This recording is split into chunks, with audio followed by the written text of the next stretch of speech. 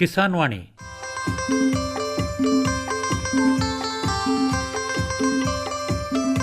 ಈ ಕಾರ್ಯಕ್ರಮದ ಪ್ರಾಯೋಜಕರು ಕೃಷಿ ಮತ್ತು ರೈತ ಕಲ್ಯಾಣ ಮಂತ್ರಾಲಯ, ಭಾರತ ಸರ್ಕಾರ. ಕೋಟಿ ವಿದ್ಯೆಗಳಲ್ಲಿ ಕೃಷಿ ವಿದ್ಯೆಯೇ ಮೇಲು, ಕೋಟಿ ವಿದ್ಯೆಗಳಲ್ಲಿ ಕೃಷಿ ವಿದ್ಯೆಯೇ ಮೇಲು, ಕೋಟಿ ವಿದ್ಯೆಗಳಲ್ಲಿ ಕೃಷಿ ವಿದ್ಯೆಯೇ ಮೇಲು, ಕೋಟಿ ವಿದ್ಯೆಗಳಲ್ಲಿ ಕೃಷಿ ವಿದ್ಯೆಯೇ ಮೇಲು.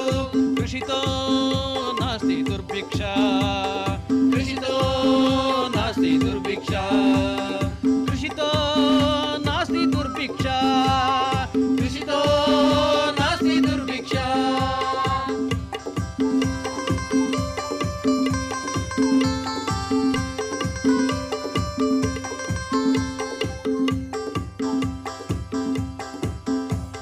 अरे अरे अरे क्या कर रहा है? इधर इधर इधर हम बोल रहे हैं तेरे बीजू का. उतला बोल रहा है? हाँ, पक्षियों से तो हम खेत को बचा लेते हैं, पर इन घातक रसायनों से कैसे बचाएं? मतलब? देख बेटा, तू जो ये अंधाधुंध रसायन मिलाता है ना, मिट्टी की सेहत बिगड़ने लगी है. और जब माटी ही कमजोर पड़ जाएगी तो उपज कैसे सेहतमंद होगी? हाँ? अरे पहले ऐसा नहीं था.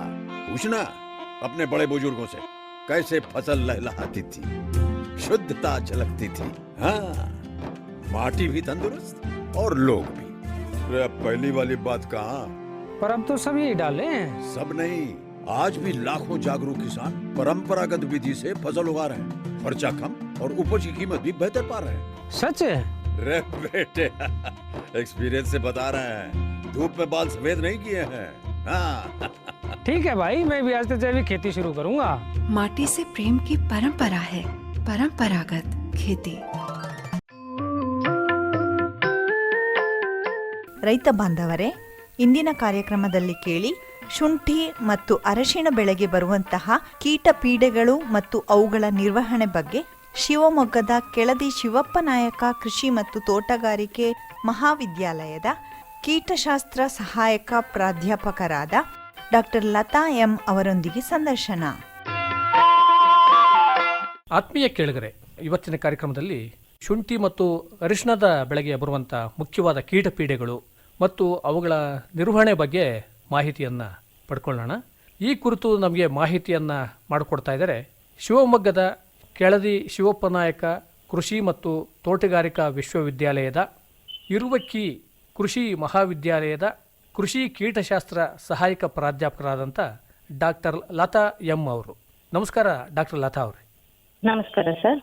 ಲತಾ ಅವರೇ, ಅರಿಶಿಣ ಮತ್ತು ಶುಂಠಿ ಬೆಳೆಯನ್ನು ಬಾಧಿಸುವಂಥ ಮುಖ್ಯವಾದ ಕೀಟ ಪೀಡೆಗಳು ಯಾವ್ಯಾವು ಅಂತ ಸ್ವಲ್ಪ ಹೇಳ್ತೀರಾ?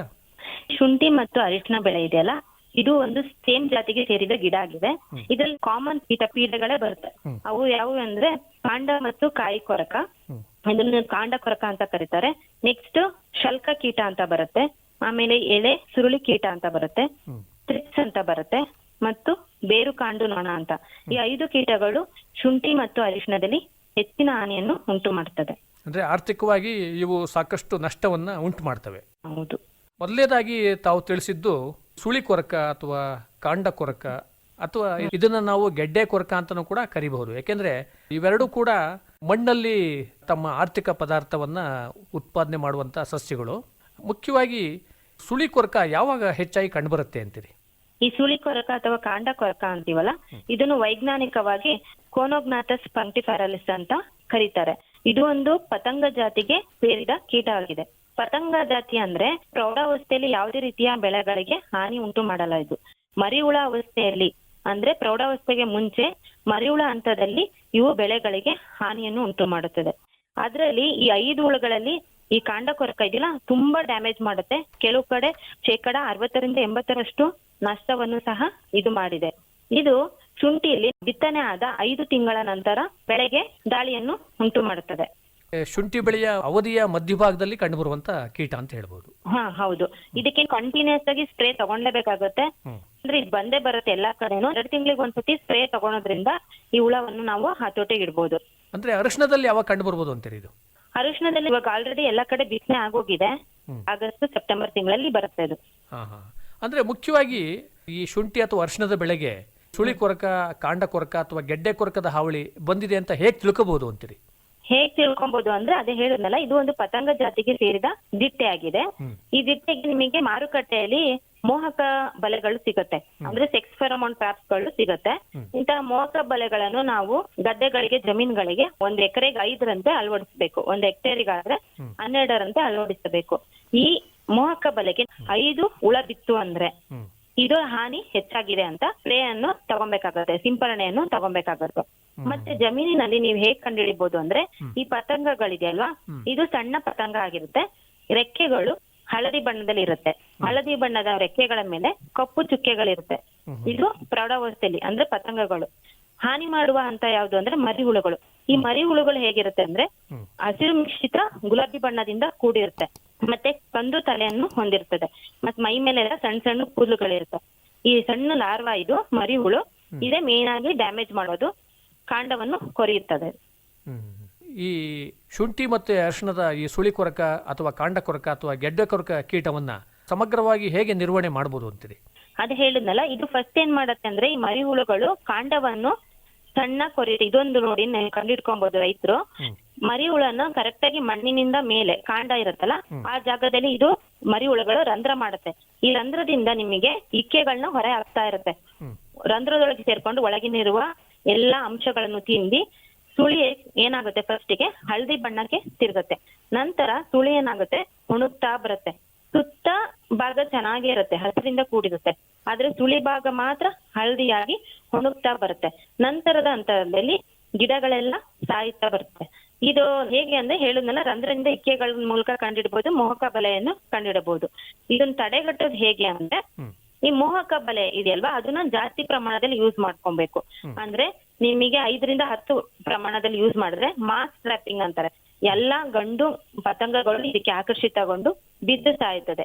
ಇದು ಒಂದು ಚೆನ್ನಾಗಿ ಕೆಲಸ ಮಾಡುವಂತ ನಿರ್ವಹಣಾ ಕ್ರಮ ಆಗಿದೆ. ನೆಕ್ಸ್ಟ್ ಏನ್ ಮಾಡ್ಬೇಕು ಅಂದ್ರೆ, ಈ ಬಾಧಿತಗೊಂಡ ಕಾಂಡ ಇರುತ್ತಲ್ಲ, ಆ ಕಾಂಡ ಮತ್ತೆ ಎಲೆಗಳನ್ನೆಲ್ಲ ಕಿತ್ತಿ ಸುಟ್ಟಾಕ್ಬೇಕು ಅಥವಾ ಮಣ್ಣಲ್ಲಿ ಹಾಕಿ ಮುಚ್ಚಬೇಕು. ಯಾಕಂದ್ರೆ ಈ ಕಾಂಡದಲ್ಲೇ ಅದು ನೆಕ್ಸ್ಟ್ ಸೀಸನ್ ಗೆ ಕಂಟಿನ್ಯೂ ಆಗುತ್ತೆ, ಕ್ಯಾರಿ ಓವರ್ ಆಗುತ್ತೆ. ಆದ್ರಿಂದಾಗಿ ಗುಂಡಿ ತೆಗ್ದಿ ಅದನ್ನ ಮುಚ್ಚಿ ಹಾಕ್ಬೇಕು. ಇಲ್ಲ ಸುಟ್ಟಾಕೋದ್ರಿಂದ ಅವುಗಳನ್ನು ನಾವು ನಾಶ ಮಾಡಬಹುದು. ಮತ್ತೆ 2ನೇ ನಿರ್ವಹಣಾ ಕ್ರಮ ಅಂದ್ರೆ, 1 ಎಕರೆಗೆ 100 kg ಬೇವಿನ ಹಿಂಡಿಯನ್ನು ಮಣ್ಣಿಗೆ ಬೆರೆಸ್ಬೇಕಾಗುತ್ತೆ. ಈ ತರ ಬೇವಿನ ಹಿಂಡಿ ಬೆರೆಸೋದ್ರಿಂದ ಹುಳಗಳು ಸಹ ಸಾಯುತ್ತದೆ, ಮತ್ತೆ ಮಣ್ಣಿಗೆ ನೈಟ್ರೋಜನ್ ಅಂಶ, ಸಾರಜನಕದ ಅಂಶವು ಮಣ್ಣಿಗೆ ಲಭಿಸುತ್ತದೆ. ಕೆಲವರು ಸಾವಯವ ತೋಟ ಇದೆ ಅಂತ ಅನ್ಕೊಳ್ಳಿ, ಅವರು ಬೇವಿನ ಬೀಜದ ಕಷಾಯವನ್ನು ತಾವೇ ತಯಾರಿಸಬಹುದು. ಅಂದ್ರೆ 5% ಬೇವಿನ ಬೀಜದ ಕಷಾಯ ಅನ್ನು ತಯಾರಿಸಿ ಅದು ಲೀಟರ್ಗೆ 3 ಮಿಲಿ ಅಂತ ಹಾಕಿ ಸಿಂಪಡಣೆ ಮಾಡೋದ್ರಿಂದನೂ ಸಹ ಈ ಮರಿಹುಳುಗಳನ್ನ ತಡೆಗಟ್ಟಬಹುದು. ಲಾಸ್ಟ್ ಇದು ಯಾವ್ದು ಬೇಡ, ನಮ್ಗೆ ಕೆಮಿಕಲ್ ಮೆಥಡ್, ರಾಸಾಯನಿಕ ಮೆಥಡ್ ಬೇಕು ಅಂದ್ರೆ ಮಾರುಕಟ್ಟೆಯಲ್ಲಿ ಸುಮಾರು ಕೆಮಿಕಲ್ಗಳು, ರಾಸಾಯನಿಕಗಳು ಲಭ್ಯವಿದೆ. ಅದ್ರಲ್ಲಿ ನಿಮಗೆ ಬೆಸ್ಟ್ ಕೆಮಿಕಲ್ ಅಂದ್ರೆ ಲ್ಯಾಂಬ್ಡಾಸೈಲೋತ್ರಿನ್ ಅಂತ, ಕರಾಟೆ ಅಂತ ಎಲ್ಲರಿಗೂ ಗೊತ್ತಿರುತ್ತೆ. ಕರಾಟೆ ಅಂತ ಕೆಮಿಕಲ್ ಸಿಗುತ್ತೆ. ಅದು 1 ಲೀಟರ್ಗೆ 1 ml ಅಂತ ಹಾಕಿ ಸ್ಪ್ರೇ ಮಾಡ್ಬೇಕಾಗುತ್ತೆ. ಹೊಸ ಕೆಮಿಕಲ್ ಯಾವ್ದು ಬೇಕು ಅಂದ್ರೆ ಕ್ಲೋರಾಂಟ್ರನಪ್ರೋಲ್ ಅಥವಾ ಕೊರಾಜನ್ ಅಂತ ಬಂದಿದೆ. ಅದು ಸಹ 0.3 ಅಂದ್ರೆ 0.3 ಮಿಲಿ 1 ಲೀಟರ್ಗೆ ಹಾಕಿ ಸಿಂಪಡಣೆ ಮಾಡೋದ್ರಿಂದ ಈ ಕಾಂಡ ಕೊರಕಗಳನ್ನ ಸಂಪೂರ್ಣವಾಗಿ ಹತೋಟಿ ಮಾಡಬಹುದು. ಈಗ ಕರಾಟೆ ಅಂತ ಹೇಳಿದ್ರಲ್ಲ, ಅದರ ರಾಸಾಯನಿಕ ಹೆಸರೇನು? ಲ್ಯಾಂಬ್ಡಾಸೈಲೋತ್ರಿನ್. ಲ್ಯಾಂಬ್ಡಾಸೈಲೋತ್ರಿನ್ ಅಂತ. 2 ತಿಂಗಳಿಗೆ ಒಂದ್ಸತಿ ಒಂದ್ ಸ್ಪ್ರೇ ತಗೊಂಡು ಹಾರ್ವೆಸ್ಟ್ ಕಟಾವು ಮಾಡೋ ತನಕನು 2 ತಿಂಗಳಿಗೆ ಒಂದ್ಸತಿ ಈ ತರ ಸ್ಪ್ರೇ ತಗೊಂತಾ ಇರೋದ್ರಿಂದ ಇವುಗಳನ್ನ ಹತೋಟಿ ಇಡ್ಬೋದು. ಇದೊಂದೇ ಅಲ್ಲ, ಸ್ಪೈನೋಸೈಡ್ ಅಂತ ಸಿಗುತ್ತೆ, ನ್ಯಾಚುರಲೈಟ್ ಟ್ರೇಸರ್ ಅಂತ ಕಾಮನ್ ನೇಮ್ ಕರೀತಾರೆ, ಅದನ್ನ ಯೂಸ್ ಮಾಡ್ಬೋದು. ಅಥವಾ ಫ್ಲೂಬೆಂಡಿಯಮೈಡ್ ಅಂತ ಸಿಗುತ್ತೆ, ಫೇಮ್ ಅಂತ ಕರೀತಾರೆ, ಅದನ್ನು ಸಹ ಉಪಯೋಗಿಸಬಹುದು. ಎಲ್ಲಾ ಕೆಮಿಕಲ್ಗಳು ಚೆನ್ನಾಗಿ ಕೆಲಸ ಮಾಡುತ್ತೆ. ಸಾವಯವ ಬೇಕು ಮತ್ತೆ ಸೂಕ್ಷ್ಮಾಣು ಆಧಾರಿತ ಕೀಟನಾಶಕ ಅಂದ್ರೆ BT ಸಿಗುತ್ತೆ, ಬ್ಯಾಸಿಲಸ್ ಅಂತ, ಡೈಪೆಲ್ಲು, ಬಯೋಲಿಪ್, ಬಯೋಬಿಟ್, ಹಾಲ್ಟಿನ್, ಇವೆಲ್ಲವೂ ಅದಕ್ಕೆ ಹಲವಾರು ಹೆಸರುಗಳಿದೆ. BT ಅಂದ್ರೆ ಜನರಲ್ ಆಗಿ ಕರೀತಾರೆ. ಈ ರಾಸಾಯನಿಕಗಳನ್ನು ಸಹ ನೀವು 1 ml 1 ಲೀಟರ್ಗೆ ಹಾಕಿ ಸಿಂಪಡಣೆ ಮಾಡೋದ್ರಿಂದ ಇವುಗಳನ್ನು ಹತೋಟಿ ತರಬಹುದು. ಅಂದ್ರೆ ಪತಂಗ ಜಾತಿಯ ಮರಿಹುಳುಗಳಿಗೆ ಈ BT ಕೀಟನಾಶಕಗಳನ್ನು ಕೂಡ ಬಳಸ್ಕೋಬಹುದು. ಬಳಸಬಹುದು. ನೀವು ಎಲ್ಲಾ ಕ್ರಾಪ್ ಅಲ್ಲೂ ಸಹ ಪತಂಗ ಇತ್ತು ಅಂದಾಗ BT ತುಂಬಾ ಚೆನ್ನಾಗಿ ಕೆಲಸ ಮಾಡುತ್ತೆ. ಇನ್ನೊಂದು ತಾವು ತಿಳಿಸಿದ್ದು, ಈ ಶುಂಠಿ ಮತ್ತು ಅರಿಶಿಣ ಬೆಳೆಯನ್ನ ಬಾಧಿಸುವಂತ ಕೀಟ ಪೀಡೆ ಅಂದ್ರೆ ಶಲ್ಕ ಕೀಟಗಳು. ಶಲ್ಕ ಕೀಟಗಳು ಯಾವ ಹಂತದಲ್ಲಿ ಬರ್ತವೆ, ಹೇಗೆ ಇವು ಈ ಶುಂಠಿ ಮತ್ತೆ ಅರಿಶಿಣ ಬೆಳೆಗೆ ಹಾನಿಯನ್ನ ಮಾಡ್ತವೆ ಅಂತೀರಿ? ಈ ಶಲ್ಕ ಕೀಟ ಆಗಿರ್ಬೋದು, ಉಣ್ಣೆ ಹುಳು, ಇವೆಲ್ಲ ಒಣ ಉಷ್ಣಾಂಶ ಇರುತ್ತಲ್ಲ, ಸ್ವಲ್ಪ ಮಳೆ ಕಡಿಮೆ ಆದ ತಕ್ಷಣ ಬರುತ್ತಿದ್ದು. ಈ ಶಲ್ಕ ಕೀಟ ಇದೆಯಲ್ವಾ, ಇದು ಬರೀ ಜಮೀನಿನಷ್ಟೇ ಅಲ್ಲದೆ ಮೇನ್ ಆಗಿ ಇದು ದಾಳಿ ಮಾಡೋದೇ ಸ್ಟೋರೇಜ್ ಅಲ್ಲಿ ಸಂಗ್ರಹಣೆ ಮಾಡ್ತೀವಲ್ಲ ಅವಾಗ ದಾಳಿ ಮಾಡುತ್ತೆ. ಆದ್ರೆ ಎಲ್ಲಿಂದ ಬಂದಿರುತ್ತೆ ಸ್ಟೋರೇಜ್ಗೆ? ಜಮೀನಿಂದನೇ ಬಂದಿರುತ್ತೆ. ಜಮೀನಿನಿಂದ ಸ್ಟೋರೇಜ್ಗೆ ಕ್ಯಾರಿ ಓವರ್ ಆಗಿರುತ್ತೆ. ಈ ಹಂತದಲ್ಲೇ ಜಮೀನಿನಲ್ಲಿ ಈ ಹುಳುಗಳನ್ನು ನಾವು ಕಂಡುಹಿಡಿಬೇಕು. ಹೇಗ್ ಕಂಡುಹಿಡಿಬಹುದು ಅಂದ್ರೆ, ಇದು ಒಂದು ಸಸ್ಯ ಏನ್ ಬರುತ್ತಲ್ಲ, ಎಫಿಡ್ಸ್ ಅಂತೀವಲ್ಲ, ವೈಟ್ ಫ್ಲೈಸ್, ಬಿಳಿ ನೊಣ, ಅದೇ ತರ ಸಣ್ಣ ಹುಳ ಆಗಿರುತ್ತೆ. ಇದು ಬೂದು ಮಿಶ್ರಿತ ಕಂದು ಬಣ್ಣದಿಂದ ಕೂಡಿರುತ್ತದೆ ಈ ಹುಳು. ಈ ಹುಳುವಲ್ಲಿ 2 ಸ್ಟೇಜ್ ಅಂದ್ರೆ ಅಪ್ಸರೆ ಕೀಟಗಳು ಮತ್ತೆ ಪ್ರೌಢ ಕೀಟಗಳು, 2 ಸ್ಟೇಜ್ಗಳಲ್ಲೂ ಬೆಳೆಗೆ ಹಾನಿಯುಂಟು ಮಾಡುತ್ತದೆ. ಈ ಕೀಟಗಳು ಹೇಗ್ ಮಾಡುತ್ತೆ ಅಂದ್ರೆ, ಕಾಂಡದ ಮೇಲೆ ಕೂತು ರಸವನ್ನು ಹೀರ್ತದೆ, ಮತ್ತೆ ಎಲೆಗಳ ಭಾಗದಲ್ಲಿ ಕೂತು ರಸವನ್ನು ಹೀರುತ್ತದೆ. ಈ ತರ ಅಪ್ಸರ ಮತ್ತೆ ಪ್ರೌಢ ಕೀಟಗಳು ರಸ ಹೀರೋದ್ರಿಂದ ಕಾಂಡದ ಮೇಲೆ ಏನಾಗುತ್ತೆ, ಒಂಥರ ಸುಕ್ಕಟ್ಟಂಗಾಗುತ್ತೆ. ಸುಕ್ಕುಗಟ್ಟಿ ಹುಲ್ಲು ಹಳದಿ ಬಣ್ಣಕ್ಕೆ ತಿರುಗಿ ನಂತರ ಗಿಡ ನುಗ್ತಾ ಬರುತ್ತೆ. ಲಾಸ್ಟಿಗೆ ಏನಾಗುತ್ತೆ, ಯಾವ್ದೇ ರೀತಿಯ ಚಿಗುರು ಸಹ ಬೆಳೆಯೋದಿಲ್ಲ. ಚಿಗುರಿನ ಮೇಲೂ ಸಹ ಇದು ಎಫೆಕ್ಟ್ ಮಾಡುತ್ತೆ. ಅದೇ ನೀವೇನಾದ್ರೂ ಅಲ್ಲಿ ಕಂಟ್ರೋಲ್ ಮಾಡ್ಲಿಲ್ಲ ಅಂದ್ರೆ ಸ್ಟೋರೇಜಿಗೂ ಸಹ ಇದು ಹೋಗಿ ಅಲ್ಲಿ ಶೇಖರಿಸುತ್ತಿರುವ ಎಲ್ಲಾ ಶುಂಠಿಯನ್ನು ಸಹ ಇದು ಹಾಳು ಮಾಡುತ್ತದೆ. ಅಂದ್ರೆ ಸಸ್ಯದ ಭಾಗಗಳಿಗೂ ಹಾನಿ ಮಾಡುತ್ತೆ, ಮತ್ತೆ ಆರ್ಥಿಕವಾಗಿ ನಮಗೆ ಉಪಯೋಗಕಾರಿಯಾದಂತ ಗೆಡ್ಡೆಗಳಿಗೆ ಕೂಡ ಇದು ಹಾನಿಯನ್ನ ಉಂಟು ಮಾಡುತ್ತೆ. ಬೀಜಕ್ಕಂತ ಕೆಲವರು ಸ್ಟೋರ್ ಮಾಡಿರ್ತಾರಲ್ಲ, ಅಲ್ಲಿ ತುಂಬಾ ಪ್ರಾಬ್ಲಮ್ ಇರುತ್ತೆ. ಈ ಶಲ್ಕ ಕೀಟ ಇದೆಯಲ್ಲ, ಅದೇ ಅಲ್ಲದೆ ಇನ್ನೊಂದು ಉಣ್ಣೆ ಹುಳು ಅಂತ ಬರುತ್ತೆ. 2 ಸಹ ಹುಳುಗಳು ನಿಮಗೆ ಜಮೀನಿನಲ್ಲೂ ಹಾನಿ ಮಾಡುತ್ತೆ, ಮತ್ತೆ ಶೇಖರಣೆಯಲ್ಲೂ ಸಹ ಹಾನಿಯನ್ನು ಉಂಟು ಮಾಡುತ್ತೆ. ಈ ಶಲ್ಕ ಕೀಟಗಳನ್ನ ಹೇಗೆ ನಿರ್ವಹಿಸಬಹುದು ಅಂತೀರಿ? ಅಧಿಕ ಬಾಧಿತ ಕಾಂಡಗಳನ್ನು ಮೊದಲೇ ತಿಳಿಸಿದಂತೆ ಹಾನಿಗೀಡಾದ ಎಲ್ಲಾ ಅಂಶಗಳನ್ನು, ಗಿಡಗಳನ್ನು ನಾವು ಹಾಕಿ ಸುಟ್ಟಾಕ್ಬೇಕಾಗುತ್ತೆ. ಮತ್ತೆ ಬಿತ್ತನೆ ಟೈಮಿಗೆ ಚೆನ್ನಾಗಿರುವಂತಹ ಹೆಲ್ತಿ ಆಗಿರುವ ಬೀಜಗಳನ್ನು ಸೆಲೆಕ್ಟ್ ಮಾಡ್ಬೇಕು. ಒಂದ್ ವೇಳೆ ನೀವು ಆಲ್ರೆಡಿ ಖರೀದಿಸಿಟ್ಬಿಟ್ಟಿದೀರಾ, ಶೇಖರಣೆ ಮಾಡಿಟ್ಬಿಟ್ಟಿದೀರಾ, ಆಮೇಲೆ ಗೊತ್ತಾಗತ್ತೆ ಪ್ರೀವಿಯಸ್ ಅಂದ್ರೆ ಮೊದ್ಲಿನ ಗದ್ದೆಯಲ್ಲಿ ಎಲ್ಲಿ ಬೆಳೆದಿದ್ರು ಅಲ್ಲಿ ನಿಮಗೆ ಶಲ್ಕ ಕೀಟ ಇತ್ತು ಅಂತ ಆಮೇಲೆ ಗೊತ್ತಾಗತ್ತೆ. ಅವಾಗ ಏನ್ ಮಾಡ್ಬೇಕು ಅಂದ್ರೆ, ಈ ಶುಂಠಿಯನ್ನು ಚೆನ್ನಾಗಿ, ಶುಂಠಿ ಆಗಿರ್ಬೋದು ಅರಿಶಿಣವನ್ನು ಚೆನ್ನಾಗಿ ಬಿಸಿಲಲ್ಲಿ ಒಣಗಿಸ್ಬೇಕು. ಒಣಗಿಸಿ ನೆಕ್ಸ್ಟ್ ಏನ್ ಮಾಡ್ಬೇಕು, ಈ ಒಂದು ರಾಸಾಯನಿಕಗಳು ಯಾವ್ದಾದ್ರು ತಗೊಂಬೋದು ನೀವು. ಕ್ವಿನಾಲ್ಫಾಸ್ 25 EC, ಇದನ್ನು ಎಕಾಲಾಕ್ಸ್ ಅಂತ ಕರೀತಾರೆ, ಅಥವಾ ಕ್ಲೋರೋಪೈರಿಪಾಸ್ ಆಗಿರ್ಬೋದು, ಅಥವಾ ಕ್ವಿನಾಲ್ಫಾಸ್, ಎರಡಲ್ಲಿ ಯಾವ್ದಾದ್ರು ಒಂದನ್ನು 2 ಮಿಲಿ 1 ಲೀಟರ್ಗೆ ಅಂತ ಹಾಕಿ ಒಂದ್ ಡ್ರಮ್ ಅಲ್ಲಿ ಕಲ್ಸಿಟ್ಟು ಈ ಶುಂಠಿಯನ್ನು ಒಂದು 15 ರಿಂದ 20 ನಿಮಿಷ ನೆನ್ಸಿಡ್ಬೇಕು. ನೆನ್ಸಿಟ್ಟು ನಂತರ ಶೇಖರಣೆ ಮಾಡ್ಬೇಕಾಗುತ್ತೆ. ಅಥವಾ ಮುಂದೆ ಸಹ ಅದಂಗೆ ಫೀಲ್ಡ್ಗೆ ತಗೊಂಡೋಗ್ಬೋದು. ಅದ್ರಲ್ಲಿ ಯಾವುದೇ ರೀತಿಯ ಶಲ್ಕ ಕೀಟ ಕ್ಯಾರಿ ಓವರ್ ಆಗಲ್ಲ. ಅಂದ್ರೆ ತಾವು ತಿಳಿಸಿದ್ದು ಈ ಗೆಡ್ಡೆಗಳನ್ನ ಉಪಚರಿಸಬೇಕು ಅಂತ ಅಂದ್ರೆ ಅದು ಬೀಜದ ಗಡ್ಡೆಗಳಿಗೆ ಮಾತ್ರ. ಗದ್ದೆಲ್ಲ ಆಯ್ತು ಅಂದ್ರೂ ಅದೇ ತರ. ನೀವು ಈ ಜಮೀನಿನಲ್ಲಿ ಒಂದು ಸ್ಪ್ರೇ ಕ್ವಿನಾಲ್ಫಾಸ್ ಸಿಗುತ್ತಲ್ಲ, ಚೆನ್ನಾಗಿ ವರ್ಕ್ ಮಾಡುತ್ತೆ. ಕ್ವಿನಾಲ್ಫಾಸ್ ಎಕಾಲಾಕ್ಸ್ ಅಂತ ಸಿಗುತ್ತೆ. ಇದು 2 ಮಿಲಿ 1 ಲೀಟರ್ಗೆ ಹಾಕಿ ಗದ್ದೆಯಲ್ಲಿ ಸಿಂಪರಣೆ ಮಾಡ್ಬೇಕು. ನೀವೇನಾದ್ರೂ ಸ್ಟೋರೇಜ್ ಅಲ್ಲಿ ಇದೆ ಅಂತ ಅಂದ್ರೆ ಇವಾಗ ಇದ್ರೊಳಗೆ ಹಚ್ಬಿಟ್ಟು ನೆನ್ಸಿ ಒಣಗಿಸಿ ಇಟ್ಕೊಂಡು ಮುಂದೆ ಸಹ ಡೈರೆಕ್ಟ್ ಆಗಿ ಬಿತ್ತನೆ ಮಾಡಬಹುದು. ಅಂದ್ರೆ ನಮ್ಮ ರೈತ ಬಾಂಧವ್ರಿಗೆ ಒಂದು ವಿಚಾರವನ್ನ ಇಲ್ಲಿ ತಿಳಿಸೋಣ ಡಾಕ್ಟರ್ ಲತಾ ಅವರೇ. ಯಾವುದೇ ಕಾರಣಕ್ಕೂ ಕೂಡ ಆಹಾರವಾಗಿ ಬಳಸುವಂತ ಶುಂಠಿ ಅಥವಾ ಅರಿಶಿಣಕ್ಕೆ ಈ ರಾಸಾಯನಿಕಗಳ ಉಪಚಾರವನ್ನ ಮಾಡಬಾರದು ಅಂತ. ಮಾಡ್ಬಾರ್ದು. ಬೀಜದ ಶುಂಠಿ ಇರತ್ತಲ್ಲ, ಅದಕ್ಕೆ ಮಾತ್ರ ಇದ್ ಮಾಡ್ಬೇಕು. ಆಮೇಲೆ ಯಾವ್ದೇ ಆಹಾರಕ್ಕಾಗಿ ಮತ್ತೆ ಉಪ್ಪಿನಕಾಯಿಗೆ ಹೆಚ್ಚು ಬೇಡಿಕೆ ಇದೆ. ಇಲ್ಲಿ ಉಪ್ಪಿನಕಾಯಿ ಶುಂಠಿ ಬರುತ್ತಲ್ಲ, ಇವಾಗ ತುಂಬಾ ಬೇಡಿಕೆ ಇದೆ. ಅಂತದಕ್ಕೆಲ್ಲ ನಾವು ಟ್ರೀಟ್ಮೆಂಟ್ ಮಾಡಬಾರ್ದು. ಅಂತ ಬೆಳೆಗಳಿಗೆ ಜಮೀನಿಗಷ್ಟೇ ಕ್ವಿನಾಲ್ಫಾಸ್ ಅಥವಾ ಕ್ಲೋರೋಪೈರಿಫಾಸ್ ಅಥವಾ ಬೇವು ಆಧಾರಿತ ಕೀಟನಾಶಕಗಳು, ಬೇವಿನ ಎಲೆ ರಸ ಆಗಿರ್ಬೋದು, ಬೇವಿನ ಬೀಜದ ಕಷಾಯಗಳಾಗಿರ್ಬೋದು, ಅವುಗಳನ್ನ ಸಿಂಪರಣೆ ಮಾಡ್ಬೇಕು.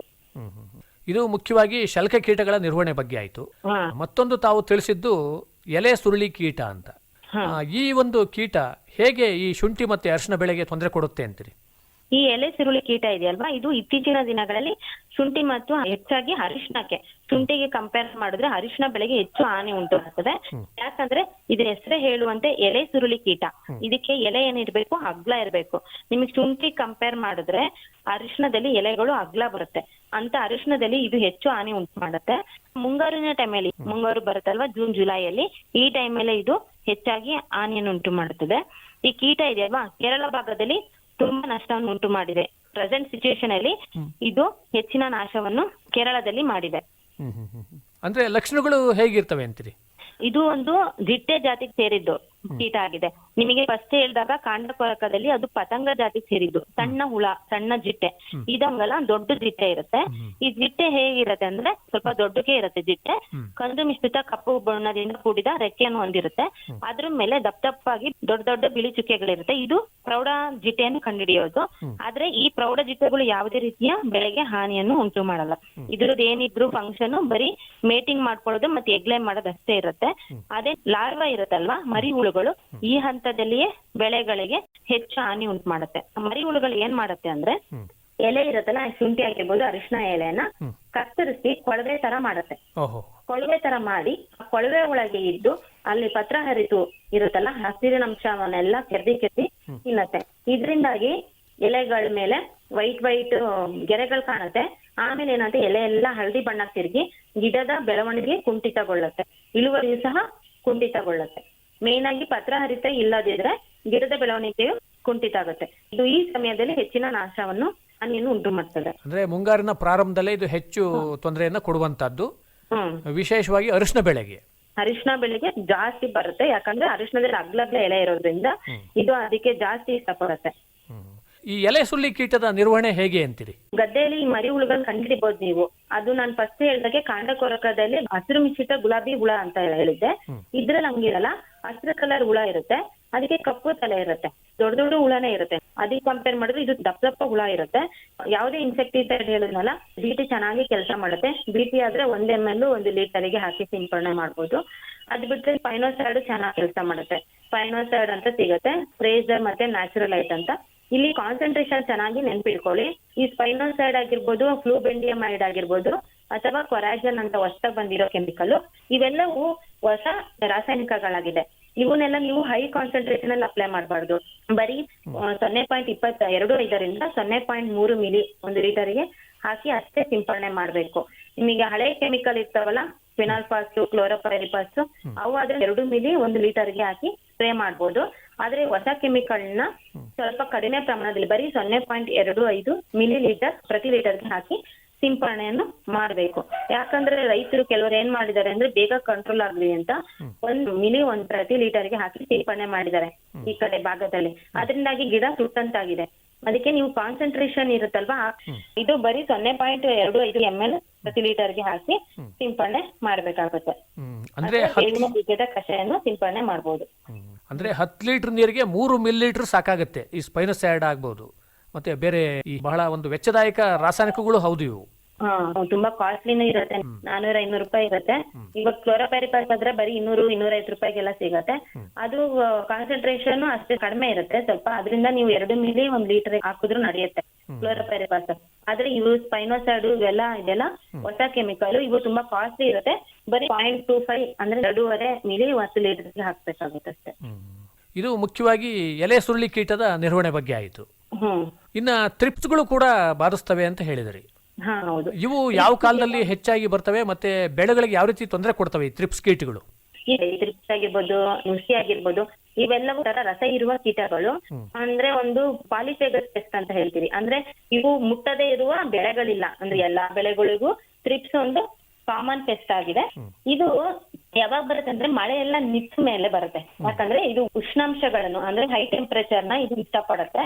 ಒಣ ಪ್ರದೇಶಗಳಲ್ಲಿ ಹೆಚ್ಚಾಗಿ ಕಂಡು ಬರ್ತದೆ. ಒಣ ವಾತಾವರಣ ಇದ್ರೆ ಇದಕ್ಕೆ ಹೆಚ್ಚು ಬೆಳವಣಿಗೆ ವೃದ್ಧಿಗೊಳ್ಳುತ್ತೆ. ಅಂದ್ರೆ ಇದು ಹೇಗೆ ರಸವನ್ನ ಇಲ್ಲಲ್ಲಿ ಹೀರುತ್ತೆ ಇದು ತ್ರಿಪ್ಸು? ಇದ್ರಲ್ಲೂ ಅಷ್ಟೇ ಪ್ರೌಢ ಮತ್ತೆ ಅಕ್ಷರ ಕೀಟ ಅಂತ ಬರುತ್ತೆ. ಅಂದ್ರೆ ಈ ಮರಿ ಹುಳ ಆಗಿರ್ಬೋದು ಅಥವಾ ಪ್ರೌಢ ಕೀಟ, ಈ 2 ಹಂತದಲ್ಲಿ ಇವು ಗಿಡಗಳ ಎಲೆಗಳಿಂದ, ಮೇನ್ ಆಗಿ ಎಲೆಗಳಿಂದ ರಸವನ್ನು ಹೀರುತ್ತದೆ. ಈ ತ್ರಿಪ್ಸ್ ಇದೆಯಲ್ವಾ, ಇದೊಂದೇ ಬೆಳೆ ಅಂತಲ್ಲ, ಎಲ್ಲಾ ಬೆಳೆಗಳಲ್ಲೂ ಚಿಗುರು ಎಲೆಯಿಂದಾನೇ ರಸ ಹೀರೋದು. ಅವು ರಸ ಹೀರೋದ್ರಿಂದ ಏನಾಗುತ್ತೆ, ಮೊದಲೇ ಬಾರಿಗೆ ಬಿಳಿ ಬಿಳಿ ಗೆರೆಗೆ ಹಾಕ್ತಾ ಹೋಗುತ್ತೆ, ಅದೆಲ್ಲಿ ರಸ ಇರುತ್ತೋ ಆ ಜಾಗದಲ್ಲಿ. ನಂತರ ಈ ಬಿಳಿ ಗೆರೆಗಳೆಲ್ಲ ಕೂಡ್ಕೊಂಡು ಹಳದಿ ಬಣ್ಣಕ್ಕೆ ತಿರುಗುತ್ತೆ, ಎಲೆಗಳು ಸಹ ಬಾಡ್ತಾ ಹೋಗುತ್ತೆ. ತುದಿಯಿಂದ ಬಾಡುವುದು ಈ ತ್ರಿಪ್ಸ್ ಇದೆಯಲ್ಲ, ಇದ್ರದ್ದು ಮೇನ್ ಲಕ್ಷಣ. ಹೇಗ್ ಕಂಡಿಡಿದಂದ್ರೆ ಎಲೆಗಳೆಲ್ಲ ತುದಿಯಿಂದ ಬಾಡ್ತಾ ಇರುತ್ತೆ, ಇಲ್ಲ ಮಾರ್ಜಿನ್ ಇಂದ ಬಾಡ್ತಿರುತ್ತೆ. ಅವು ಅಲ್ಲಿ ರಸ ಇರೋದ್ರಿಂದ ಎಲೆ ಹಳದಿ ಬಣ್ಣಕ್ಕೆ ತಿರುಗಿ ಎಲೆಗಳು ಬಾಡ್ತಾ ಹೋಗುತ್ತೆ. ಲಾಸ್ಟಿಗೆ ಒಂಥರ ಸ್ವರ್ಗು ರೋಗ ತರ ಗಿಡ ಎಲ್ಲ ಕುಂಠಿತಗೊಂಡು ಇಳುವರಿಯು ಕಡಿಮೆ ಆಗುತ್ತೆ. ಇದು ಮುಖ್ಯವಾದ ಲಕ್ಷಣ ಈ ತ್ರಿಪ್ಸ್ದು. ಇನ್ನ ಇದರ ನಿಯಂತ್ರಣ ಹೇಗೆ ಅಂತೀರಿ? ಯಾವಾಗ್ಲೂ ರೈತರು ಏನ್ ಮಾಡ್ತಾರೆ ಅಂದ್ರೆ ಇದೊಂದು ಗಮನ ಇಟ್ಕೊಳ್ಳಿ. ಎಲ್ಲಾ ಪ್ರತಿಯೊಂದು ಕೀಟಕ್ಕೂ ಸಹ ನಾವು ಸಪರೇಟ್ ಆಗಿ ಕೆಮಿಕಲ್ ಹೊಡೆಯಕ್ಕಾಗಲ್ಲ. ಎಲ್ಲ ಈಗಿನ ರೈತರು ಕೇಳೋದು ಹೆಂಗಂದ್ರೆ, ಮೇಡಮ್ 1 ಅಥವಾ 2 ಕೆಮಿಕಲ್ ಯಾವ್ದಾದ್ರು ಇದ್ರೆ ಹೇಳಿ, ಅದರಿಂದಾಗಿ ನನ್ಗೆ ಎಲ್ಲಾ ಕೀಟಗಳು ಸಹ ಹೋಗ್ಬೇಕು ಅಂತ ಕೇಳ್ತಾರೆ. ಆ ಸಮಯದಲ್ಲಿ ಹೊಸದಾಗಿ ಅಂತರ್ವ್ಯಾಪಿ ಕೀಟನಾಶಕಗಳಂತ ರಿಲೀಸ್ ಮಾಡಿದ್ದಾರೆ. ಅಂತರ್ವ್ಯಾಪಿ ಕೀಟನಾಶಕಗಳಂದ್ರೆ ಇಮಿಡಾಕ್ಲೋಪ್ರಿಡ್ ಅಂತ. ಇದು 2 ರೀತಿ ಫಾರ್ಮುಲೇಷನ್ ಅಲ್ಲಿ ಸಿಗುತ್ತೆ. ಅಂದ್ರೆ ಒಂದು ಪೌಡರ್ ಫಾರ್ಮ್ ಅಲ್ಲೂ ಸಿಗುತ್ತೆ, ಇನ್ನೊಂದು ಲಿಕ್ವಿಡ್ ದ್ರಾವಣ ರೂಪದಲ್ಲೂ ಸಹ ಸಿಗುತ್ತೆ. ತ್ರಿಪ್ಸ್ ಕಂಟ್ರೋಲ್ ಮಾಡ್ಬೇಕಂದ್ರೆ ದ್ರಾವಣ ರೂಪದ ಕೀಟನಾಶಕ ಅದು ಇಮಿಡಾಕ್ಲೋಪ್ರಿಡ್ ಅಂದ್ರೆ ಕಾನ್ಫಿಡಾರ್ ಅಂತ ಸಿಗುತ್ತೆ. ಕಾನ್ಫಿಡಾರ್ ಇದು 17 8 SL ಅಂತ ಸಿಗತ್ತೆ. ಇದು 0.3 ಮಿಲಿ 1 ಲೀಟರ್ಗೆ ಹಾಕಿ ಸಿಂಪಡಣೆ ಮಾಡ್ಬೇಕು. ಅದೇ ಏನಾದ್ರೂ ನಾವು ಇನ್ನೂ ಬೀಜೋಪಚಾರ ಮಾಡ್ತೀವಿ ಅಂದ್ರೆ ಗೌಚ್ ಅಂತ ಸಿಗತ್ತೆ ನಿಮಗೆ ಪೌಡರ್ ಫಾರ್ಮ್ ಅಲ್ಲಿ. ಅದು ಸಹ ಬರೀ 0.3 ಗ್ರಾಮ್ ಕೆಜಿಗೆ ಹಾಕಿ ಸಿಂಪಡಣೆ ಮಾಡೋದ್ರಿಂದ ಈ ಕ್ರಿಪ್ಸ್ಗಳನ್ನ ಹತೋಟಿ ಇಡಬಹುದು. ನಮಗೆ ಕಾನ್ಫಿಡರ್ ಸಿಗಲ್ಲ ಅಂದ್ರೆ ಅಸಿಟಮಾಪ್ರಿಡ್ ಅಂತಾನೂ ಸಹ ಸಿಗತ್ತೆ. ಅಸಿಟಮಾಪ್ರಿಡ್ ಪ್ರೈಡ್ ಅಂತ ಕರೀತಾರೆ. ಇದು ಸಹ 0.3 ml 1 ಲೀಟರ್ಗೆ ಹಾಕಿ ಸಿಂಪಡಣೆ ಮಾಡಬಹುದು. ಇದು ಮುಖ್ಯವಾಗಿ ಥ್ರಿಪ್ಸ್ ಕೀಟದ ಹಾವಳಿ ಮತ್ತು ನಿರ್ವಹಣೆ ಬಗ್ಗೆ ಆಯಿತು. ಎಲ್ಲ ರಸ ಇರುವ ಕೀಟಗಳನ್ನು ಸಹ ಇದು ಒಂದು ಮಿಡಾಕ್ಲೋಪ್ರಿಡ್ ಥ್ರಿಪ್ಸ್ ಅಷ್ಟೇ ಅಲ್ಲದೆ ಸಸ್ಯ ಏನು ಬಿಳಿ ನೊಣ ನುಸಿ ಏನಾದ್ರೂ ಬಂತು ಅಂದ್ರೇನು ಸಹ, ಯಾಕಂದ್ರೆ ಈ ನುಸಿಗಳೆಲ್ಲ ಒಂದು ಪಾಲಿಸೇಗಸ್ ಪೆಸ್ಟ್. ಅಂದ್ರೆ ಇವಾಗ ಶುಂಠಿಗಂತಾನೆ ಬರ್ಲಿಲ್ಲ ಅಂದ್ರೆ ಶುಂಠಿ ಪಕ್ಕ ಅರಿಶಿನ, ಕೆಲವರೆಲ್ಲ ಮೆಣಸಿನಕಾಯಿ ಆತರ ಗಿಡಗಳೆಲ್ಲ ಹಾಕಿರ್ತಾರೆ. ಅದರಿಂದಾಗಿ ಇದು ಬರೋ ಚಾನ್ಸಸ್ ಇರುತ್ತೆ. ಆ ಗಿಡದಿಂದ ಈ ಗಿಡಕ್ಕೆ ಹತ್ತೋ ಚಾನ್ಸಸ್ ಇರುತ್ತೆ. ಇಮಿಡಾಕ್ಲೋಪ್ರಿಡ್ ಅಥವಾ ಕಾನ್ಫಿಡರ್ ಅಂತ ಹೇಳಿದ್ನಲ್ಲ, ಇದು ಸ್ಪ್ರೇ ತಗೊಳ್ಳೋದ್ರಿಂದ ಎಲ್ಲಾ ಅಂತರ್ವ್ಯಾಪಿ ಕೀಟನಾಶಕಗಳು ಎಲ್ಲ ರಸ ಇರುವ ಕೀಟಗಳನ್ನು ಹತೋಟಿ ಮಾಡುತ್ತೆ. ಇನ್ನೊಂದು ಮುಖ್ಯವಾಗಿ ಶುಂಠಿ ಮತ್ತು ಅರಿಶಿಣದಲ್ಲಿ ಕಂಡುಬರುವಂತಹದ್ದು ಅಂದ್ರೆ ಈ ಬೇರು ಕಾಂಡ ನೊಣ ಅಥವಾ ಮಿಥ್ಯಾ ಕಾಂಡ ನೊಣ ಅಂತ ಅಂದು, ಇದು ಯಾವಾಗ ಕಂಡುಬರುತ್ತೆ ಅಂತೀರಿ? ಇವಾಗ ಇದು ತುಂಬಾ ಪ್ರಾಬ್ಲಮ್ ಕೊಡ್ತಿದೆ. ಮಣ್ಣಲ್ಲೇ ಗೆಡ್ಡೆಗಳು ಕೊಳಿತಾ ಹೋಗುತ್ತೆ. ಈ ಮಣ್ಣಲ್ಲೇ ಗೆಡ್ಡೆಗಳು ಮೇಲ್ ನೋಡಿದ್ರೆ ಏನು ಚಿಗ್ರೆ ಬಂದಿರಲ್ಲ, ಹೊಸ ಕಾಂಡಗಳಿರ್ತಲ್ಲ ಅವೆಲ್ಲ ಕೊಳ್ತಾ ಹೋಗುತ್ತೆ, ಚಿಗ್ರೆ ಬಂದಿರಲ್ಲ. ಇದಕ್ ಮುಖ್ಯ ಕಾರಣ ಅಂದ್ರೆ ಬೇರು ಕಾಂಡ ನೊಣ ಅಂತ, ಅಂದ್ರೆ ರೈಸೋಮ್ ವಿವಿಲ್ ಅಂತ ಕರೀತಾರೆ. ಈ ನೊಣದಲ್ಲೂ ಸಹ ನೊಣ ಯಾವುದೇ ರೀತಿಯ ಗಿಡಗಳಿಗೆ ಹಾನಿಯನ್ನು ಉಂಟು ಮಾಡೋದಿಲ್ಲ. ಇದ್ರ ಮರಿ ಹುಳ ಇದೆಯಲ್ವಾ, ಮ್ಯಾಗೋಟ್ ಅಂತ ಕರಿತೀವಿ, ಅವು ಹೆಚ್ಚಾಗಿ ಗಿಡಗಳಿಗೆ ಹಾನಿಯನ್ನು ಉಂಟು ಮಾಡುತ್ತೆ. ಅವಾಗ ಅಂದ್ರೆ ಬಿತ್ತನೆ ಮಾಡಿ ಈ ಟೈಮಲ್ಲಿ ಮಾಡಿದ್ರೆ ಗಿಡ ಎಂಡಲ್ಲಿ ಈ ನೊಣಗಳ ಹಾವಳಿ ಹೆಚ್ಚಾಗಿ ಕಂಡು ಬರುತ್ತೆ. ಈ ನೊಣದ ಮರಿ ಹುಳುಗಳು ಕಾಂಡವನ್ನು ಕೊರೆದಿ ರಂಧ್ರ ಮಾಡಿ ಅದು ಒಳಗಿರೋದೆಲ್ಲ ಅಂಶನ ಸಹ ತಿಂತಾ ಇರುತ್ತೆ. ಅದರಿಂದಾಗಿ ಗಿಡದ ಬೇರುಗಳು ಕಾಂಡಗಳು ಎಲ್ಲ ಹಳದಿ ಬಣ್ಣಕ್ಕಾಗಿ ಕೊಳ್ತಂಗಾಗುತ್ತೆ, ರಾಟಿಂಗ್ ಅಂತ ಹೇಳ್ಬೋದು. ಫಸ್ಟ್ ಇದಕ್ಕೂ ಏನ್ ಕಂಡು ಹಿಡಿಯೋದು ಅಂದ್ರೆ ಇಲ್ಲಿ ದುರ್ವಾಸನೆ ಬರುತ್ತೆ. ಮ್ಯಾಗಟ್ಸ್ ಫ್ಲೈಸ್ ಇತ್ತು ಅಂದ್ರೆ ಹೇಗೆ ಸತ್ತ ಇಲಿ ಸತ್ತ ಪ್ರಾಣಿಗಳ ತರ ಸ್ಮೆಲ್ ಬರುತ್ತೋ, ಈ ಬಾಧಿತ ಕಾಂಡದ ಹತ್ರ ನೀರ್ ಬಿದ್ದಿ ಕೊಳೆತ ವಾಸನೆ ಬರುತ್ತೆ. ಅದು ಈ ನೊಣ ಇರೋದೆ ಅಂತ ನಾವು ಕಂಡಿಡ್ಕೊಬಹುದು. ಅದ್ರಿಂದಾಗಿ ಏನಾಗುತ್ತೆ, ಬುಡನೆ ಕೊಳಿತಾ ಬರೋದ್ರಿಂದ ಗಿಡಗಳೆಲ್ಲ ಸತ್ತು ಹೋಗುತ್ತೆ. ಡೆಡ್ ಆರ್ಟ್ ಅಂತಾನು ಕರಿತೀವಲ್ಲ ನಾವು, ರಾಟಿಂಗ್ ಡೆಡ್ ಆರ್ಟ್ ಅಂತ ಅಂತೀವಿ. ಅಂದ್ರೆ ಸೆಂಟ್ರಲ್ ಪೋರ್ಷನ್ ಸುಳಿ ಸತ್ತೋಗುತ್ತೆ, ಕಾಂಡಗಳಿಂದ ಯಾವುದೇ ರೀತಿಯ ಚಿಗುರುಗಳು ಬರೋದಿಲ್ಲ. ಅಂದ್ರೆ ಇದು ಬೇರು ಮತ್ತು ಕಾಂಡ ಎರಡಕ್ಕೂ ತೊಂದರೆ ಕೊಡುತ್ತೆ. ಬೇರು ಮತ್ತು ಕಾಂಡಕ್ಕೆ ಇದು ಕೊಡುತ್ತೆ. ರೈಸೋಮ್ ಅಂತ ಅಂದ್ರೆ ಭೂಮಿ ಒಳಗಿರತ್ತೆ ಇದು ಶುಂಠಿ ಭಾಗ. ಬಿತ್ತನೆ ಶುಂಠಿ ಯೂಸ್ ಮಾಡಿರ್ತೀವಲ್ಲ, ಅದಕ್ಕೆ ನಾವು ರೈಸೋಮ್ ಅಂತೀವಿ. ಅದರಿಂದ ಬೇರು ಮತ್ತೆ ಕಾಂಡಗಳು ಎರಡು ಬರೋದಲ್ವಾ, ಆ ಬೇರು ಮತ್ತು ಕಾಂಡ ಎರಡಕ್ಕೂ ಸಹ ಇದು ಮೇನ್ ರೈಸೋಮಿಗೆನೆ ಅಟ್ಯಾಕ್ ಮಾಡ್ಬಿಡುತ್ತೆ ಮ್ಯಾಗ್ಗೋಟ್ಸ್ಗಳು. ಮಣ್ಣಲ್ಲಿ ಇರುತ್ತೆ, ಯಾಕಂದ್ರೆ ಅವು ಮಣ್ಣು ಬೇಕು, ಅವಕ್ಕೆ ಗಿಡಗಳು ಬೇಕು. ಮಣ್ಣಲ್ಲೇ ಇದ್ದು ಕಾಂಡಗಳನ್ನೆಲ್ಲ ರೈಸೋಮ್ನೆಲ್ಲ ಕೊರೆದಿ ತಿನ್ನೋದ್ರಿಂದ ಆಮೇಲೆ ನೀರೆಲ್ಲ ಬಿದ್ದಿ ಒಂಥರ ಕೊಳೆತು ನಾರಿ ಸ್ಮೆಲ್ ಆಗಿ ಯಾವುದೇ ರೀತಿಯ ಚಿಗುರು ಬರುವುದಿಲ್ಲ. ಅಂದ್ರೆ ಈ ಬೇರು ಕಾಂಡ ನೊಣ ಅಥವಾ ಮಿಥ್ಯಾ ಕಾಂಡ ನೊಣವನ್ನ ಹೇಗೆ ನಿರ್ವಹಣೆ ಮಾಡೋದು ಅಂತೀರಿ? ಇದಕ್ಕೆ ನೀವ್ ಏನ್ ಮಾಡ್ಬೇಕು ಅಂದ್ರೆ, ಯಾವಾಗ ಸ್ಟಾರ್ಟಿಂಗ್ ನಲ್ಲಿ ಬಿತ್ತನೆ ಮಾಡ್ಬೇಕಾದ್ರೆ ಆರೋಗ್ಯಕರ ಕಂದುಗಳನ್ನು ಬಿತ್ತನೆಗೆ ಉಪಯೋಗಿಸ್ಬೇಕು. ಇದರಿಂದಾಗಿ ಅರ್ಧ ಭಾಗ ಇದು ಹುಳಗಳನ್ನ ಹತೋಟಿ ಇಡ್ಬೋದು. ಇಲ್ಲ ಆಯ್ತು ನಾವ್ ಆಲ್ರೆಡಿ ಬಿತ್ತನೆ ಮಾಡಿದೀವಿ ಅಂದ್ರೆ ಬೇವಿನ ಬೀಜದ ಕಷಾಯ ಚೆನ್ನಾಗಿ ವರ್ಕ್ ಮಾಡುತ್ತೆ ಇದಕ್ಕೆ, ಅದನ್ನ ಹಾಕೊಬಹುದು. ಅಂತ ಡೈಮೆಥೋವೇಟ್ ಅಂತ ಸಿಗುತ್ತೆ, ರೋಗರ್ ಅಂತ ಕರೀತಾರೆ. ಡೈಮೆಥೋವೇಟ್ ರೋಗರ್. ಇದು ರೋಗರ್ ಆದ್ರೆ ನಿಮಗೆ 1.7 ಮಿಲಿ 1 ಲೀಟರ್ಗೆ ಹಾಕಿ ಸಿಂಪಡಣೆಯನ್ನು ಮಾಡ್ಬೇಕಾಗುತ್ತೆ. ಇಲ್ಲ ಸಪರೇಟ್ ತಗೊಳಲ್ಲ ಅಂದ್ರೆ ಮಾಮೂಲಿ ಹೇಳಿದಂಗೆ ಕ್ಲೋರೋಪೈರಿಫಾಸ್ ಅಥವಾ ಕ್ವಿನಾಲ್ಫಾಸ್ ರಾಸಾಯನಿಕಗಳು ಸಹ ಈ ಹುಳುಗಳ ಮೇಲೆ ಪರಿಣಾಮಕಾರಿಯಾಗಿದೆ. ಅಂದ್ರೆ ಈ ಕ್ಲೋರೋಪೈರಿಫಾಸ್ ಅಥವಾ ಕ್ವಿನಾಲ್ಫಾಸ್ ಆದ್ರೆ ಪ್ರತಿ ಲೀಟರ್ ನೀರಿಗೆ 2 ಮಿಲಿಲೀಟರ್ ಪ್ರಮಾಣದಲ್ಲಿ ಬೆರೆಸ್ಕೊಂಡು ಸಿಂಪಡಣೆ ಮಾಡ್ಬೇಕಾಗತ್ತೆ. ಅಂದ್ರೆ ಬುಡ ನೆನೆಯ ರೀತಿಯಲ್ಲೇ ಸಿಂಪಡಣೆ ಮಾಡ್ಬೇಕಾಗತ್ತೆ. ಫುಲ್ ಬುಡ ನೆನೆಬೇಕು. ಆಮೇಲೆ ಚೆನ್ನಾಗಿ ಮಣ್ಣಿನಲ್ಲಿ ತೇವಾಂಶ ಮೇಂಟೈನ್ ಮಾಡ್ಬೇಕು. ತುಂಬಾ ಮಳೆ ಬೀಳ್ತಾ ಇರುತ್ತೆ, ಅವಾಗ ಹೆಚ್ಚು ನೀರನ್ನು ಕೊಡಬಾರ್ದು. ಒಂದ್ ಸ್ವಲ್ಪ ಕ್ಲೀನ್ ಆಗಿ ಮೇಂಟೈನ್ ಮಾಡ್ಬೇಕು, ಇಲ್ಲಾಂದ್ರೆ ಬುಡ ಕೊಳ್ತೋಗುತ್ತೆ. ಮ್ಯಾಗೋಟ್ಸು ಬರುತ್ತೆ ಮತ್ತೆ ಬುಡಕೊಳೆ ರೋಗನೂ ಸಹ ಬರುತ್ತೆ. ಎರಡು ಸೇರ್ಕೊಂಡೇ ಬರೋದು ಯಾವಾಗ್ಲೂ. ಬುಡ ಕೊಳೆ ರೋಗನೂ ಬರುತ್ತೆ. ಆ ಕೊಳೆ ರೋಗ ಬಂದಾಗ್ಲೇ ಇದು ಹೋಗಿ ಮೊಟ್ಟೆ ಇಟ್ಟು ಮರಿಹುಳುಗಳು ಬಂದು ಇನ್ನೂ ಹಾನಿ ಮಾಡುತ್ತೆ. ಆತ್ಮೀಯ ರೈತ ಬಾಂಧವರೇ, ತಮಗೆ ಈ ಶುಂಠಿ ಮತ್ತು ಅರಿಶಿನ ಬೆಳೆಗಳನ್ನು ಬಾಧಿಸುವಂಥ ಮುಖ್ಯವಾದ ಕೀಟ ಪೀಡೆಗಳು, ಅವುಗಳ ನಿರ್ವಹಣಾ ಕ್ರಮಗಳ ಬಗ್ಗೆ ಇನ್ನೂ ಹೆಚ್ಚಿನ ಮಾಹಿತಿ ಬೇಕಾಯಿತು ಅಂದರೆ ಡಾಕ್ಟರ್ ಲತಾ ಎಂ ಅವರನ್ನು ಅವರ ಮೊಬೈಲ್ ದೂರವಾಣಿ ಸಂಖ್ಯೆಯಲ್ಲೂ ಕೂಡ ಸಂಪರ್ಸ್ಬೋದು. ದೂರವಾಣಿ ಸಂಖ್ಯೆ ಹೀಗಿದೆ: 9482478570. ದೂರವಾಣಿ ಸಂಖ್ಯೆಯನ್ನು ಮತ್ತೊಮ್ಮೆ ಕೇಳಿ: 9482478570. ತುಂಬ ಸಂತೋಷ ಡಾಕ್ಟರ್ ಲತಾ ಅವರೇ, ತಾವಿದುವರೆಗೂ ನಮ್ಮ ರೈತ ಬಾಂಧವರಿಗೆ ಮತ್ತು ರೈತ ಮಹಿಳೆಯರಿಗೆ ಈ ಶುಂಠಿ ಮತ್ತು ಅರಿಶಿನ ಬೆಳೆಯನ್ನು ಬಾಧಿಸುವಂಥ ಮುಖ್ಯವಾದ ಕೀಟ ಪೀಡೆಗಳು, ಅವುಗಳ ನಿರ್ವಹಣಾ ಕ್ರಮಗಳ ಬಗ್ಗೆ ಸಾಕಷ್ಟು ವಿವರವಾಗಿ ಮಾಹಿತಿ ಮಾಡಿಕೊಟ್ಟಿದ್ದೀರಾ. ನಿಮಗೆ ತುಂಬ ಧನ್ಯವಾದಗಳು. ನಮಸ್ಕಾರ. ಧನ್ಯವಾದಗಳು. ರೈತ ಬಾಂಧವರೇ, ಇದುವರೆಗೆ ಶುಂಠಿ ಮತ್ತು ಅರಶಿನ ಬೆಳೆಗೆ ಬರುವಂತಹ ಕೀಟ ಪೀಡೆಗಳು ಮತ್ತು ಅವುಗಳ ನಿರ್ವಹಣೆ ಈ ಕುರಿತು ಶಿವಮೊಗ್ಗದ ಕೆಳದಿ ಶಿವಪ್ಪ ನಾಯಕ ಕೃಷಿ ಮತ್ತು ತೋಟಗಾರಿಕೆ ಮಹಾವಿದ್ಯಾಲಯದ ಕೀಟಶಾಸ್ತ್ರ ಸಹಾಯಕ ಪ್ರಾಧ್ಯಾಪಕರಾದ ಡಾಕ್ಟರ್ ಲತಾ ಎಂ ಅವರೊಂದಿಗಿನ ಸಂದರ್ಶನವನ್ನು ಕೇಳಿದಿರಿ. ಇವರನ್ನು ಸಂದರ್ಶಿಸಿದವರು PM ಜಗದೀಶ್. ಪ್ರಧಾನಮಂತ್ರಿ ಕಿಸಾನ್ ಮಾನ್ಧನ್ ಯೋಜನೆ ಸಿಗುವುದು ಪೆನ್ಷನ್ನ ಆಸರೆಯು ಆಗದು ನಿರಾಸರೆ ಇನ್ನು ಸಿಗುವುದು ಸಂತಸದ ಕ್ಷಣವು ಕಳೆಯುವುದು ಸುಖದಿಂದ ವೃದ್ಧಾಪ್ಯ ರಕ್ಷಿತ ಆಗುವ ಅನ್ನದಾತ ಸುರಕ್ಷಿತ ಆಗುವ ಅನ್ನದಾತ. ಪ್ರಧಾನಮಂತ್ರಿ ಕಿಸಾನ್ ಮಾನ್ಧನ್ ಯೋಜನೆಯಿಂದ ಲಘು ಮತ್ತು ಸಣ್ಣ ಹಿಡುವಳಿದಾರ ರೈತರ ಭವಿಷ್ಯವಾಗುತ್ತೆ ಸುರಕ್ಷಿತ. 60 ವರ್ಷ ವಯಸ್ಸಾದ ನಂತರ 3,000 ರೂಪಾಯಿಗಳ ಮಾಸಿಕ ಪೆನ್ಷನ್ ಖಚಿತ. 55ರಿಂದ 200 ರೂಪಾಯಿಗಳ ಮಾಸಿಕ ಶುಲ್ಕ ನೀಡಿ 18ರಿಂದ 40 ವರ್ಷ ತನಕ ರೈತರು ಪ್ರವೇಶಿಸಬಹುದು. ಈ ಅಂಶದಾನ ಯೋಜನೆಯಲ್ಲಿ ಸರ್ಕಾರ ನೀಡುತ್ತದೆ ಸಮಪಾಲು ಕೊಡುಗೆ. ಎಲ್ಲ ರೈತ ಬಾಂಧವರು ಈ ಸೇವೆಯ ಪ್ರಯೋಜನಕ್ಕಾಗಿ ಜನಸೇವಾ ಕೇಂದ್ರಕ್ಕೆ ಹೋಗಿ ಉಚಿತವಾಗಿ ತಮ್ಮ ಹೆಸರನ್ನು ನೋಂದಾಯಿಸಿಕೊಳ್ಳಿ. ಪ್ರಧಾನಮಂತ್ರಿ ಕಿಸಾನ್ ಮಾನ್ಧನ್ ಯೋಜನೆ ಅನ್ನದಾತರ ಪರಿಶ್ರಮಕ್ಕಾಗಿ ಈಗ ಪೆನ್ಷನ್ನಿಂದ ಅವರ ಮನೆ ಸುರಕ್ಷಿತ. ಕೃಷಿ ಮತ್ತು ರೈತ ಕಲ್ಯಾಣ ಖಾತೆ ಭಾರತ ಸರ್ಕಾರದ ವತಿಯಿಂದ ಜನಹಿತಕ್ಕಾಗಿ ಜಾರಿ. ಇದುವರೆಗೆ ಕಿಸಾನ್ ವಾಣಿ ಕೇಳಿದಿರಿ.